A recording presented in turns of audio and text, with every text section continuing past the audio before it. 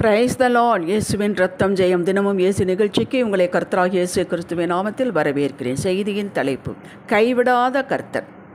ஆதார வசனம் ஓசியா 11:8. எப்ராயிமே, நான் உன்னை எப்படி கைவிடுவேன்? இஸ்ரவேலே, நான் உன்னை எப்படி ஒப்பு கொடுப்பேன்? என் இருதயம் எனக்குள் குழம்புகிறது, என் பரிதாபங்கள் ஏகமாய் பொங்குகிறது. தேவ பிரியத்திற்கு பாத்திரவான்களே, இஸ்ரவேல் ஜனங்கள் தேவனை விட்டு தூரமாய் போய்விட்டார்கள். எப்படி போனார்கள்? பாகால்களை பின்பற்றி கொண்டு தேவனை மறந்தார்கள். எங்கள் தேவன் எங்களை கைவிட்டார், எங்களை மறந்தார், அந்நியர் கையிலே ஒப்பு கொடுத்தார் என்பது இவர்களுடைய கம்ப்ளைண்ட். நிஜமாக இவர்கள் தான் விலகி போனார்கள். அதற்கு கர்த்தர், நான் உன்னை மறப்பேனோ, உன்னை கைவிடுவேனோ? இது இப்படி எப்படி உன்னால் சிந்திக்க முடிகிறது, பேச முடிகிறது என்பது போல தனது அன்பின் மிகுதியால் பேசுகிறார் தீர்க்கதரிசியின் மூலமாக.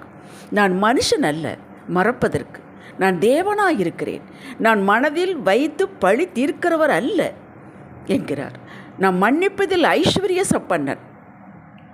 பெரிய தீர்க்கதரிசி சின்ன தீர்க்கதரிசிகள் வழியாக தேவன் பேசும்போது ஒரு கருத்தை வலியுறுத்தி கொண்டே வருகிறார். அதுதான், நான் கர்த்தர், நான் மாறாதவர், நானே கர்த்தர், நான் உண்மையுள்ளவர், நான் உங்களை விட்டு விலகுவதே இல்லை, கைவிடுவதே இல்லை. பொய் சொல்ல நான் மனுஷன் அல்ல, மனமாற புத்திரனும் அல்ல. நான் சொல்லியும் செய்யாமல் இருப்பேனோ, நான் வசனத்தும் நிறைவேற்றாமல் இருப்பேனோ என்று விரும்புகிறார். இவருக்கு என்ன கட்டாயம், என்ன அழுத்தம் இப்படி பேசுவதற்கு? என்ன நிர்பந்தம்? ஒன்றுமில்லை. மனிதர்களாகிய நம்மிடத்தில் வைத்த அன்பு. இந்த அன்பு பொங்கி வழிகிறது. இந்த அன்பு, அவர் சொல்கிறார், என் மனம் குழம்புகிறது, என் பரிதாபங்கள் பொங்குகிறது என்கிறார் இல்லையா? இந்த அன்பினுடைய விளைவுதான் இதெல்லாம். இந்த அன்பு அவரை பேச வைக்கிறது. இந்த அன்பு தானே நம்மை மீட்டெடுக்க தமது ஒரே பேரான குமாரனை நமக்காக பலியாக சிலுவையில் கொடுத்தார். ஒரு 1000 ரூபா கொடுக்கறதுக்கு எப்படி யோசிக்கிறோம்? 1 மணி நேரம் ஒருத்தருக்கு உதவி செய்ய போவதற்கு எப்படி யோசிக்கிறோம்? தம்மையே பலியாக கொடுத்தாரே, அவர் எவ்வளவு அன்பு! யோசித்து பார், ஒரு நிமிடம் அதை யோசித்து பாருங்கள், தியானித்து பாருங்கள். அவர் ஒரு நாளும் தம்மை நோக்கி கூப்பிட்டவர்களை, தம்மிடம் அண்டி கொண்டவர்களை, தம்மையே நம்பிக்கையாக வைத்து வாழ்ந்து வருகிறவர்களை அவர் கைவிட்டதே இல்லை, வரலாறே இல்லை. பிறரிடம் நம்மை ஒப்பு கொடுத்ததும் இல்லை. ஆனால் சிலருடைய வாழ்வு கைவிடப்பட்டது போல, பிசாசிடம் ஒப்பு கொடுத்தது போலத்தான் இருக்கிறது என்று சந்தேகமானால் விளக்கம் இதோ. கர்த்தர் கைவிடவில்லை. இவர்கள் பிரமாணத்தை, தேவ வழியை, கட்டளையை கைவிட்டார்கள். அப்படி இருக்கிறவருடைய வாழ்க்கை யோசித்து பாருங்கள். அவர்கள் கைவிட்டார்கள் சில காரியங்களை, ஆகையால் நஷ்டத்தை அடைந்தார்கள். நான் சில உதாரணங்களை உங்களுக்கு, சாட்சிகளை சொல்லுகிறேன். சவுல் ராஜாவானான். முதல் ராஜா, பென்யமீன் கோத்திரத்திலிருந்து அவனை எடுத்தார் ராஜாவா. அவன் கீழ்ப்படியவில்லை, பிரமாணத்தை கைவிட்டான். கீழ்ப்படியாமல் பிரமாணத்தை கைவிட்டதினாலே, மனிதர்களை பிரியப்படுத்த வேண்டும் என்று இறங்கியதினாலே பொல்லாத காரியங்கள் உள்ளே வந்துவிட்டது. பொறாமை, கசப்பு, கொலைவெறி உள்ளே வந்துவிட்டது. நீதிமான வேட்டையாட துரத்துகிறான், தாவீதை துரத்துகிறான். இவனே நஷ்டமடைந்தான். இப்போ யோசித்து பாருங்கள், யார் கைவிட்டது என்று. அப்சலோம் தந்திரமாக தகப்பனிலிருந்து பதவியை பறிக்க வேண்டும் என்பதற்காக தேவ வழியை விட்டு பொய் வழியை நாடி அவரை துரத்துகிறான். அவர் பதட்டமாக வெறும் கால் செருப்பு கூட இல்லாமல் அழுது கொண்டே போகிறார். தன்னுடைய தகப்பனுக்கு செய்த துரோகம். தேவ வழியை விட்டு வந்தால் தான் துரோகம் செய்ய முடியும். பதவிக்காக அவனே தன் உயிரை நஷ்டமடைத்தான். இப்போ சொல்லுங்கள், யார் கைவிட்டது? யூதாஸ்காரியோது, பணத்தில் மேல் ஒரு ஆசை. 3 வருடங்கள் அவரோடு இருந்து, அவரோடு சாப்பிட்டு, அவரோடு தூங்கி, அவரோடு இயேசுவோடு ஜெபம் பண்ணி, என்ன அற்புதமான வாழ்வு! எப்படி அவனுக்குள் இந்த பிசாசு பூந்தது! அவன் காட்டி கொடுத்தான். மனம் வருந்தி அவரிடம் வந்திருந்தால் நிச்சயம் அவனுக்கு ரட்சிப்பு கிடைத்திருக்கும். அவன் மனம் வருந்தினால் அவரிடம் வரவில்லை. இன்றைக்கு பல பேர் அப்படித்தான் மனம் வருந்துகிறார்கள், இயேசுவிடம் வருவதில்லை. அப்புறம் எப்படி ரட்சிப்பு கிடைக்கும்? நாம் என்ன சொன்னாலும் நாம் ஏதோ ஒரு லாபத்துக்கு சொல்கிறது போல் அவங்க நினைக்கிறார்கள், வேதனைப்படுகிறார்கள், மனம் வருந்துகிறார்கள். அந்த சரியான பாதைக்கு வருவதற்கு அவர்களுக்கு குருட்டாட்டம், நஷ்டம், வாழ்வு நஷ்டம். இப்போ சொல்லுங்கள், யார் விட்டது? பல ராஜாக்கள் தேவனுக்கு பழி செய்யாமல் பாகால்களுக்கு மேடைகளை போட்டு தூபம் காட்டி பாகால்களை வெளிவிட்டு தேவனுடைய அந்த பிரமாணத்தை விட்டு விலகினார்கள், நஷ்டமோ நஷ்டம் அடைந்தார்கள். இப்போ சொல்லுங்கள், யார் கைவிட்டது? எந்த மனிதனும் பூரணன் அல்ல. மனிதன் மனிதனே, நல்லவனும் அல்ல. 100% நல்லவர் அவர் தேவன் ஒருவரே. ஆபிரகாம், தாவீது, மோசே, இன்னும் பல பரிசுத்தவான்கள் வாழ்வில் இடறி விழுந்தாலும் அவர்கள் விசுவாசத்தை, தேவன் மீதுள்ள அன்பை, அவரை அண்டிக் கொள்வதிலே, பயபக்தியிலே தீவிரம் காட்டினார்கள். பயந்து நடுங்கி இருந்தார்கள். இவர்களை கர்த்தர் கைவிடவே இல்லை. ஆகையால் வெற்றி பெற்றார்கள். பாருங்கள், இவர்களெல்லாம் மனிதர்கள் தான், தவறினவர்கள் தான், இடறினவர்கள் தான். ஒவ்வொருவராக நான் ஒரு லைன் சொல்கிறேன். ஆபிரகாம் 2 விஷயம் போய் சொன்னான். இவன் மனைவி எல்லாம் சிஸ்டர் போகக்கூடாத இடத்துக்கு போகான். எகிப்துக்கு போனான், பிலிஸ்தீன் தேசத்துக்கு போனான். வாழ்வே இழந்திருப்பான். ஆனால் அவளுக்குள்ளே ஒரு வைராக்கி, என் அப்பன் என்னை கைவிட மாட்டார், அவர் தானே அழைத்து வந்தார். அந்த உள்ள அந்த முதுகெலும்பு போல், அந்த மூச்சு போல் அவனுக்கு ஓடிக்கொண்டிருந்ததுனால் அவன் நஷ்டமடையவில்லை, லாபம் அடைத்தான், மன்னித்தார், மறுபடியும் வாழ்வு பெற்றான். தாவீது கொலை செய்யும் அளவுக்கு போய்விட்டான். தவறு செய்தான், பச்சைபாலிடத்தில் பொய் சொன்னான். அது எங்கே கொண்டு போய் விட்டது? கொலை வரலும் கொண்டு போய் விட்டது. நாத்தான் தீர்க்கதரிசி சொன்னவன் அப்படியே கீழே சாஷ்டாங்கமாக விழுத்தான். மன்னிப்பு கேட்டான். யாருங்க தவறு செய்யவில்லை? யாருங்க இடரவில்லை? பழைய பரிசுத்தவான்களிலிருந்து எடுத்து பாருங்கள். இடராதவர்கள் எல்லாம் மனிதர்கள் தானே. ஆனால் அவர்கள் வெற்றி பெற்றதற்கு ஒரே ஒரு காரணம், அப்படியே சாஷ்டாங்கமாக இருக்க பிடித்து கொண்டார்கள். ஆண்டவரை, கர்த்தரை பிடித்து கொண்டார்கள். அவர் மன்னிப்பை பெற்றுக்கொண்டார்கள். அவரிடமிருந்து விலகவே இல்லை. அது ஒன்று தானுங்க, விலகக்கூடாது. அதனால் தாவீது லாபம் பெற்றான். சமஸ்த இஸ்ரவேலுக்கு ராஜாவானான். மோசே கொலை செய்தவன் அல்லவா, ஓடிப்போனவன் அல்லவா. மறுபடியும் ஆண்டவரை சந்திக்கும் போது, முச்செடி தரிசிக்கும் போது, நான் மாட்டேன், யாரையாவது அனுப்புங்கள் என்று ஆர்கியூ பண்ணன் அல்லவா. ஒன்சு முடிவெடுத்தவுடன், அவன் கோலை தேவ கோலாக ஆண்டவர் மாற்றியவுடன், அந்த கோலை பிடித்தவன் கடைசி வரலும் கோலோடவே மரித்தான், வெற்றி அடைந்தான். இவர்களெல்லாம் வெற்றி அடைந்தவர்கள். இவர்களெல்லாம் இடறினவர்கள் தான். இவர்களெல்லாம் மனிதர்கள் தான், நம்மை போல மனிதர்கள் தான்.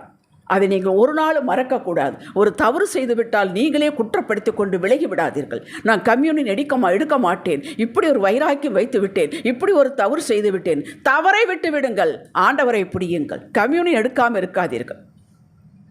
ரூத் 2 மருமகள் நகோமிக்கு. ரூத்து பற்றி கொண்டாள். 2 பேருக்கும் ஒரே சத்தியம் தானே அவள் சொன்னால்.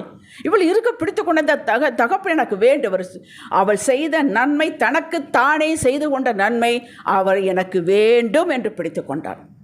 இன்று எத்தனை பேர் நம்மில் இயேசு எனக்கு வேண்டும், நான் விடமாட்டேன், நான் தவறு செய்து விட்டவன்தான், மன்னிப்பு பெற்றுக்கொண்டே இனி செய்ய மாட்டேன் என்று இறுக பிடிக்க வேண்டுங்க. அதைத்தானே அவர் எதிர்பார்க்கிறார். என்னங்க நம்மிடத்தில் எதிர்பார்க்கிறார்? வெற்றி பெற்றாள். ஓர்பாளை கர்த்தரா கைவிட்டார்? அவள் கைவிட்டாள். உலக சந்தோஷத்திற்கு உள்ளே போய்விட்டாள். கர்த்தர் அவளை கைவிடவில்லை. அவள் ஒரு வாழ்வை தெரிந்து கொண்டு கர்த்தரை விட்டு போய்விட்டாள். யோசுவா 2ஆம் அதிகாரத்தில் ராகாப் வேசியை பற்றி சொல்லப்படுகிறது. அவள் வேசி, ஊரறிந்த வேசி. அவங்க யோசுவா அனுப்பின 2 தூதர்களை, வேவுபாக்கிறவர்களை காப்பாற்றினாள்.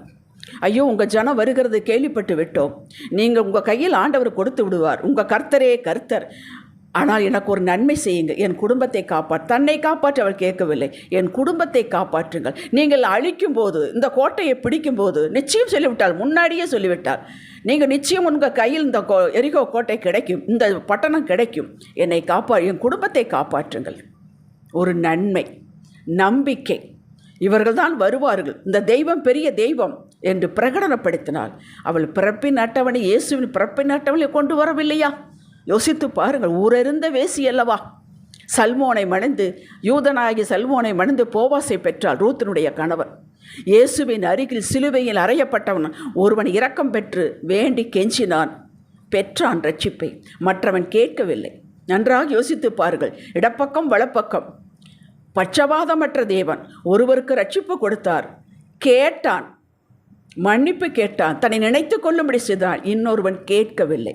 நீங்கள் கேட்காததினால் தான் சித்திக்கவில்லை காரியம் என்று வேதம் சொல்லுகிறது. பிடித்து கொண்டான், இன்னொருவன் நஷ்டமடைந்தான். இப்போ சொல்லுங்கள், யார் நஷ்டமடைந்தது? அவரா கைவிட்டார்? 2 நாளாகும் 33ஆம் அதிகாரத்தை மனேசையை பற்றி சொல்லப்பட்டிருக்கிறது. எசேக்கியாவுடைய ராஜாவுடைய மகன் மனேசே.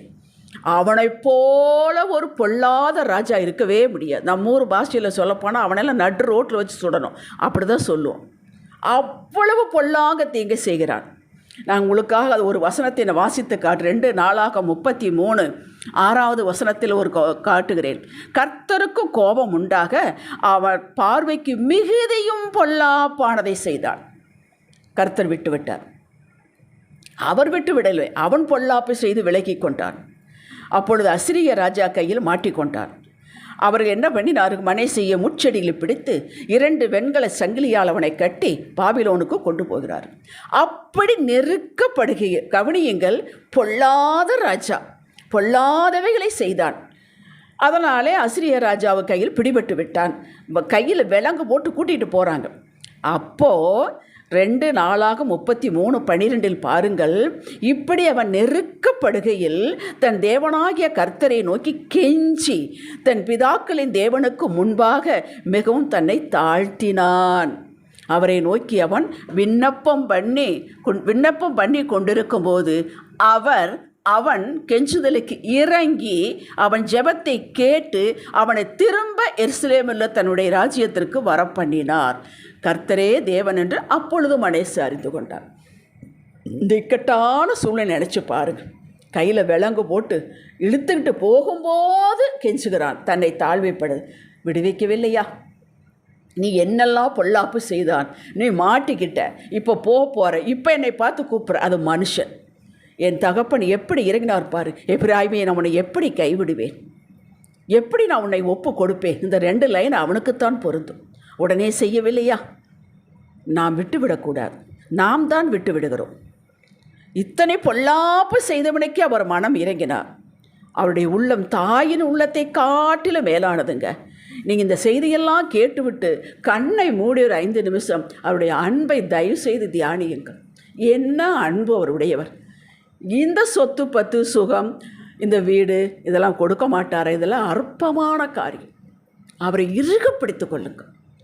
எசையா 49:15-16 என்ன சொல்லுது? தாய் தன் பாலகனை மறந்தாலும் நான் உன்னை மறப்பேனோ, என் உள்ளங்கையில் வரைந்து வைத்திருக்கிறேன் என்று சொல்லுகிறார். தேவ மக்களே, இனி ஒருபோது கர்த்தர் என்னை மறந்தார், கைவிட்டார் என்று சொல்லாதீர்கள். அப்படி எதுவுமே நடக்காத போது, ஒரு இலை கூட அசையாது இருப்பது போல் உங்கள் வாழ்வு இருந்தால், எதுவுமே நடக்காத போல் இருந்தால், நம்மை நாமே உய்த்து ஆராய்ந்து பார்க்க வேண்டும்.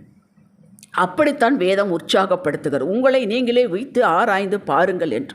அவரை தேடுவதில் அசட்டையாக இருந்து விட்டேனோ, சபை கூடுதலை விட்டு விட்டேனோ, விசுவாச தளர்ச்சி எனக்குள் வந்து விட்டதோ, மேலே ஆண்டவரை பார்க்கறதுக்கு பதிலாக மனிதரை பார்த்து விட்டேனோ, மகிமையை கர்த்தருக்கு கொடுப்பதற்கு பதிலாக மனிதர்களுக்கு கொடுத்து விட்டேனோ, அல்லது நானே என் மகிமை எடுத்துக்கொண்டேனோ, அவரது வாக்கை அசால்ட்டாக எடுத்துக்கொண்டேனோ என்று பல வகையில் உய்த்து ஆராய்ந்து பாருங்கள். இதில் ஏதும் இல்லை என்றால் நீங்கள் பெற்ற ரட்சிப்புக்கு நன்றி செலுத்தி காத்திருங்கள். அப்பா, நான் எல்லாம் யோசித்து பார்த்தேன், எனக்கு ஒரு தவறும் தெரியவில்லை அப்பா, தைரியமாக பேசுங்கள். அப்படி இருந்தால் எனக்கு சொல்லுங்கள், உடனே மாற்றிக்கொள்கிறேன். என்னை பாராமுகம் போல இருக்காதீர்கள் அப்பா, என்னை ஆசீர்வதிகள் என்று சொல்லி பாருங்கள். அந்த வினாடியே பெரிய மாற்றம் உங்களுக்குள் தெரியும். அல்லேலூயா! கர்த்தருக்கே மகிமை உண்டாவதாகும். அவர் நீதியுள்ள நியாயாதிபதி, பாசத்திற்கு முதலிடம். அன்பை அவரிடம்தான் பார்க்க முடியும். தான் போட்ட கட்டளையை நியமத்தை யாருக்காகவும் எதற்காகவும் வளைக்கவும் மாட்டார், ஒடிக்கவும் மாட்டார், ஓட்டை போடவும் மாட்டார். உங்களை தனது பாதையில் கொண்டு வந்து நிலைநிறுத்தி செய்து முடிப்பார். அதற்குத்தான் இந்த ப்ராசஸ். நாம் அவருடைய பங்கு, அவருடைய சொத்து, அவருடைய மகிமை, அவருடைய பலன் என்கிறார். யோசித்து பாருங்கள். இன்றைக்கி பெற்றோர்கள் வளர்த்து எல்லாம் அவர்களுக்கு பிள்ளைகளுக்காகவே தியாகம் பண்ணி அமர்ந்திருக்கும்போது என்ன செய்தா என்று கேட்கிறார். ஆனால் கர்த்தர் நம்மை பார்த்து, நீதான் என் சொத்து, நீதான் என் மகிமை, நீதான் என் பலன், நீதான் என் சம்பத்து என்று சொல்லுகிறாரே, அந்த அன்பை நினைத்து பாருங்கள். சும்மா ரத்தம் சிந்தவில்லை நமக்காக. அவர் சரீரம் நொறுக்கப்பட்டது, உடைக்கப்பட்டது.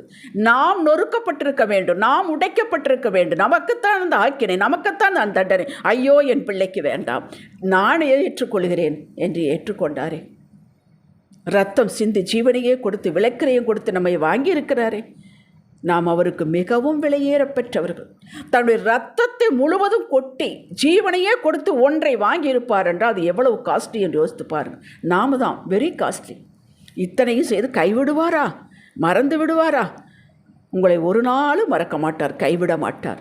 நம்மேலேயே கண்ணோக்கமாக இருக்கிறார் என்கிறது வேதம். நாம் காத்திருக்கிறோம் என்று சொல்லுகிறோம், மெய்தான். சில காரியங்களுக்கு நாம் காத்திருக்கிறோம். ஆனால் உண்மை என்ன தெரியுமா? அவர்தான் நமக்காக காத்திருக்கிறார். இந்த பிள்ளை என் வழியில் வந்து நிற்பானா, நிலை நிற்பானா, விசுவாசத்தில் உறுதியாய் பற்றி கொள்வானா, நான் சொல்வதை செய்வானா, சுறுசுறுப்பாக இருப்பானா, அதிகாலை என்பதை தேடுவானா, என்னைக்கு செய்வான் என்று அவர்தாங்க காத்து கொண்டிருக்கிறார். அவரை ஒரு நாளும் காக்க வைக்காதீர்கள். ஜெபிக்கலாம். தகப்பனே, இனி ஒருபோது கர்த்தர் என்னை கைவிட்டார், மறந்தார் என்பது போல சொல்ல மாட்டோம். நாங்கள் எதையெல்லாம் கைவிட்டோம் என்பதை ஆவியானவர் உணர்த்துவாராக. உம்முடைய ஆவியானவர் செவ்வையான வழியில் எங்களை நடத்துவாராக. உங்களை மகிமைப்படுத்தும் தருணங்களை தாங்கப்பா, எங்களை திருப்பிக் கொள்ளுங்கப்பா, உங்கள் முகத்தை எங்கள் மேல் பிரகாசிக்க பண்ணுங்கப்பா. நாங்கள் திரும்பிக் கொள்வோம் ஆண்டவரே. உம்முடைய நீதிக்குள் மறுபடியும் நாங்கள் வந்து அடைவோம். சகலத்தையும் சம்பூர்ணமாய் பெற்று நிறைவான வாழ்வை வாழ்ந்து உமக்கு சாட்சியாக இருக்க விரும்புகிறோம் ஆண்டவரே. அறிக்கை செய்கிறோம் இயேசுவின் நாமத்தில் பிதாவே, ஆமேன். இன்றைய சிந்தனைக்கு, தினமும் என்னை நானே உய்த்து ஆராய்ந்து தேவ வழியில் நிறுத்திக் கொள்வேன். ஆமேன். ஹல்லேலூயா.